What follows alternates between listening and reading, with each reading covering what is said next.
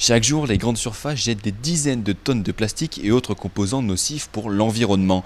À Lyon, le magasin Bulco a fait le pari d'une enseigne zéro emballage. Mais alors, est-ce vraiment possible? Y a-t-il un impact sur le porte-monnaie des clients? Cédric Bonnefoy et Arthur Brenac se sont penchés sur le sujet. C'est dans ce magasin qu'Hortense vient remplir son panier. Enfin, pas tout à fait. Ici, le concept, c'est que chacun amène son contenant.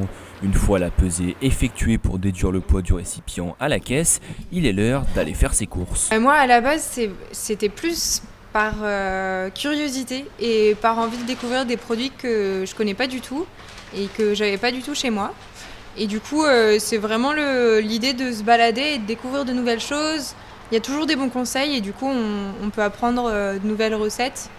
De l'alimentation, de l'hygiène et même du pain.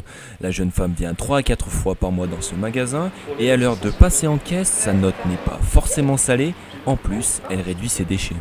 C'est sûr que si on va dans des magasins low cost, entre guillemets, de la grande distribution, ici, c'est pas du tout rentable. Enfin, c'est pas possible de s'y retrouver. Par contre, une fois qu'on a enlevé les emballages, etc., pour des produits de cette qualité-là, ça vaut clairement le coup. Bonne journée! Réduire ses déchets, c'est l'objectif de Bulco. Pour cela, le magasin privilégie les circuits courts, l'ensemble des livraisons sont consignées, l'enseigne veut être éco-friendly.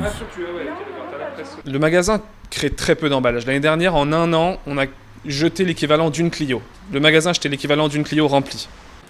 Chaque année, 8 millions de tonnes de plastique sont déversées dans les océans, un nombre en constante augmentation.